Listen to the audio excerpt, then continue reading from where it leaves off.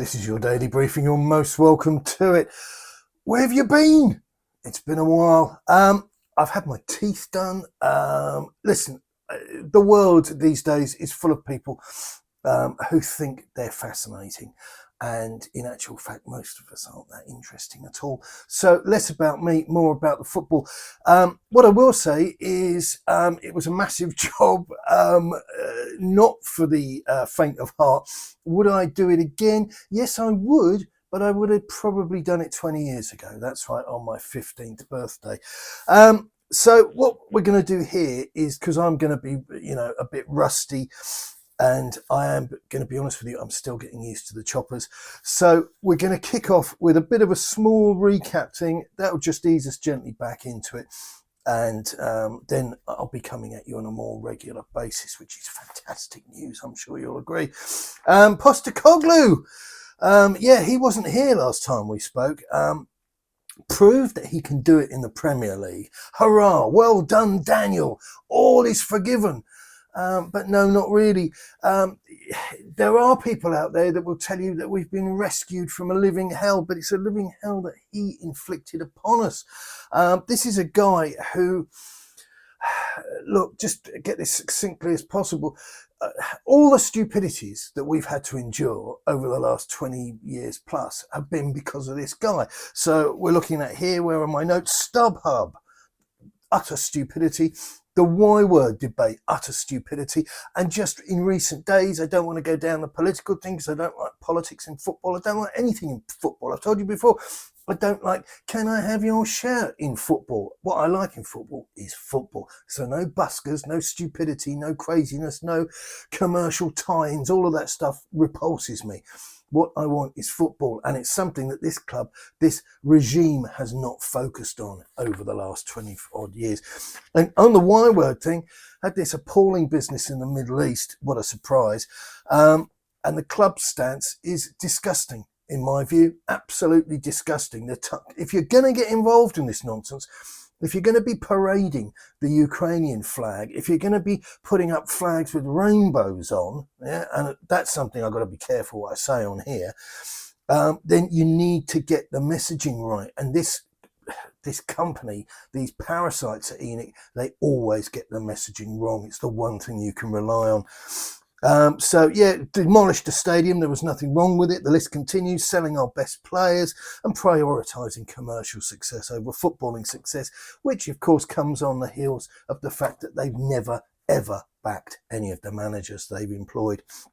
And so if we're going to talk about Postecoglou, we have to briefly kind of go in about, well, what was wrong with the other guys? Because I know many of you have levels of contempt for the likes of, not Nuno particularly, because he's kind of seen as a, benign, not village idiot, but harmless, innocuous sort of character. But he isn't, in the truth of it. When you look at it, Levy looked to hire 3 coaches that were all the same. They all played from the same handbook, if you like, which was the low block counter-attacking style. So let's ignore the characteristics of some of those managers that you may not have liked. Oh, boo-hoo, I didn't like them. And that's about as sophisticated, as coherent as the argument against any of them goes. But the reality is that Levy hired all of them. And he hired managers, which if you asked him now, and he's hinted at it enormously, okay, because he can't say it because he'd be contradicting himself and coming out as a massive bald hypocrite. But he hired coaches that didn't play the style of football he allegedly wanted to serve up. He hired coaches that had demands that he definitely didn't want to support. And then what did he do? He in tatters, in flames. Mourinho didn't work. Mourinho was sacked 6 days before a cup final. Nuno, total disaster. The plane barely took off, 17 games at the wheel. And then Conte, which we've covered, I think we've covered before I went away, the business of him storming off. He could have never have walked back into the club. Not if you're a grown-up. I mean, the under-12s hoovered up everything they were told. So it's just been a sort of misunderstanding. He'll be back on Thursday. No, mate, he's gone. He's gone. Kaput. Finito. But he hired those guys. And then what happened? No. There was no ray of light from above. he interviewed intensively. I think that Postecoglou is arguably his third, possibly his fourth choice. So, as I've always maintained with Levy, you're talking about a guy who has the wit, the charm, the creative energy, the success vibe about him of a scratch card winner. He doesn't know what he's doing. Commercial deals? Wow, yeah, superstar, wizard. We've got a go-kart track. We've got a tie-in with a bespoke company that make a four-wheel drive vehicle. Anything that isn't football related, the guy is an absolute whiz. I bow down before him. But anything football related hasn't got a Scooby. So we look at where we are as a football club, and we're a cuckoo. We're a cuckoo in the Deloitte Money League nest. We're surrounded by clubs that compete in winning silverware, and Spurs never win anything. And they're never gonna win anything with this guy because I don't think it's in his blood. I don't think that part of his brain works. And the irony, of course, is when he does spend, he spends badly. We're just now on the way out of over 200 million quid's worth of players that he bought that didn't work.